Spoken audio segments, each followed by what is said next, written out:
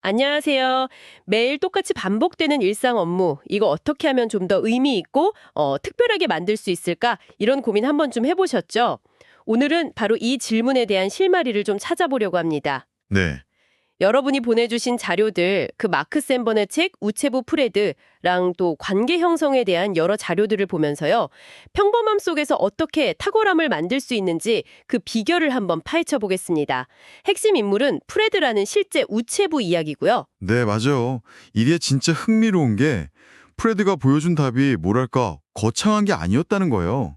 오늘 자료들의 핵심은 그거죠. 무슨 일을 하느냐, 이거보다 어떻게 하느냐가 모든 걸 바꾼다는 거. 아, 어떻게 하느냐. 네. 프레드는 그냥 우편 배달하는 일을 했잖아요. 근데 그걸 진심 어린 관심, 또 창의성으로 이웃들에게는 아주 특별한 경험으로 만들어졌다는 거죠. 이게 바로 프레드 팩터의 시작이에요. 어떻게가 중요하다. 그럼 구체적으로 프레드처럼 일하려면 그 핵심 원칙 같은 게 있을까요? 아니, 평범한 우체부가 어떻게 그렇게 특별해질 수 있었는지 저 진짜 궁금하거든요. 네. 근데 그 비결이 놀랍게도 뭐 대단한 게 아니라 매일매일의 선택에 있었다는 거예요. 크게 네 가지 원칙으로 요약해 볼 수 있는데요. 첫째는 모든 일을 의미 있고 특별하게 만들기로 선택하는 것. 선택이요? 네. 그냥 단순 반복 작업이라도 이 일이 누군가에게 어떤 의미가 될까? 이렇게 생각하면서 가치를 더하는 태도죠. 예를 들면 프레드가 그냥 우편물만 툭 던져주는 게 아니라 이웃이 휴가 간다는 얘기를 들으면 관련 여행 정보를 막 오려서 주기도 했다고 해요. 와, 진짜 작은 건데 받는 사람 입장에선 느낌이 확 다르겠네요. 그렇죠. 그게 첫 번째고요. 두 번째는 관계를 소중히 하기로 선택하는 것. 관계. 네. 사람들하고 따뜻하게 연결되고 신뢰를 만드는 데 집중하는 거죠. 그리고 셋째는 주어진 역할 이상으로 자기만의 고유한 가치를 창조하기로 선택하는 거. 마지막은 이 모든 걸 꾸준히 지속적으로 탁월함을 선택하는 거. 이게 중요해요. 아, 꾸준히. 네. 한두 번 하고 마는 게 아니라 일관된 태도. 근데 진짜 핵심은 뭐냐면 우리 모두 이런 선택을 할 수 있다는 거예요.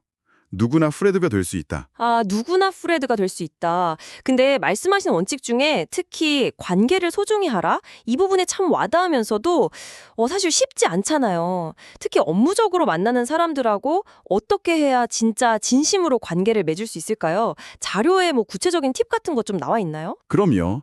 이게 또 재미있는 게 진정한 관계는 우리는 같은 편이구나 이런 느낌을 주는 것에서 시작한대요. 자료들을 보면 몇 가지 구체적인 방법들이 나오는데 예를 들면 상대방 이야기를 정말 주의 깊게 듣고 공감해 주는 거. 경청과 공감. 네. 그리고 뭐 취미나 관심사 같은 사소한 공통점을 찾아서 유대감을 쌓는 거. 또 작은 도움이나 피드백을 요청하고 또 주면서 감사함을 표현하는 것. 이런 게 효과적이래요.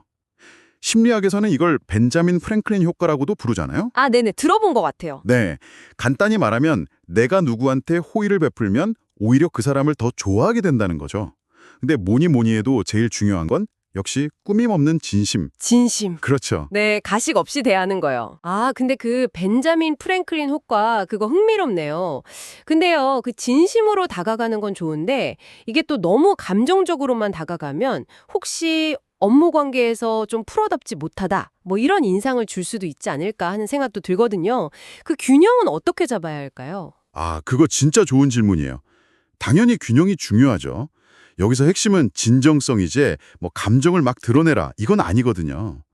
자료에서도 강조하는 건 꾸며내지 않고 상대방을 존중하면서 일관된 태도를 보이는 거예요. 아하. 네, 이게 오히려 신뢰를 쌓고 아까 말씀드린 자신만의 가치 창조나 지속적인 탁월함 선택 이런 거랑 연결되면서 프로페셔널리즘을 해치지 않고도 깊은 관계를 만들 수 있게 해준다는 거죠. 그렇군요. 진정성 있는 태도. 아, 알겠습니다. 자, 그럼 이런 개인의 작은 선택들 있잖아요. 예를 들어 먼저 인사한다거나 동료 말을 좀 더 귀담아 듣는다거나 이런 행동들이 모이면 팀이나 조직 전체에는 어떤 긍정적인 영향을 미칠 수 있을까요? 이게 생각보다 파급 효과가 엄청 커요. 이런 작은 행동들이 계속 반복되면요. 조직 안에 신뢰의 씨앗이 뿌려지는 거예요. 신뢰의 씨앗이요? 네. 예를 들어 사소한 약속 지키는 거, 동료가 애쓴 거 알아주고 인정해 주는 거, 이런 게 쌓이면 이 사람은 믿을 수 있구나 하는 경험적인 신뢰가 생기죠. 이 신뢰가 바로 조직 내 심리적 안정감으로 이어져요. 아, 심리적 안정감 중요하죠. 네. 그러니까 구성원들이 여기서는 솔직하게 말해도 괜찮아, 실수해도 막 비난받지 않아, 이렇게 느끼게 되는 거죠. 그러면 훨씬 자유롭게 아이디어를 내고 도전하게 되고요. 또 서로를 인정하고 칭찬하는 문화는 그 피그멀리오 효과라고 하잖아요. 긍정적인 기대가 실제 성과로 이어지는 거. 네네. 그런 효과를 불러일으켜서 자발적인 열정이나 동기부여를 확 높여줍니다. 결국 한 사람의 작은 프레드 같은 선택이 조직 전체를 바꾸는 어떤 촉매제가 될 수 있다는 거예요. 와, 결국 탁월함이나 깊은 관계라는 게 뭐 아주 특별하거나 거창한 게 아니라 매일 마주하는 그 순간순간들 속에서 우리가 어떻게 행동할지를 선택하는 문제였네요. 책의 핵심 문장처럼 탁월함은 선택이다. 당신도 프레드가 될 수 있다. 이 말이 다시 한번 좀 새롭게 다가오는 것 같습니다. 이걸 듣고 계신 여러분도 각자의 자리에서 어떤 작은 선택을 할 수 있을지 한번 돌아보시면 좋겠다는 생각이 드네요. 네, 마무리하면서 이런 질문을 한번 던져보고 싶어요. 오늘 우리가 이야기 나눈 프레드처럼 생각하고 행동하는 방식 있잖아요.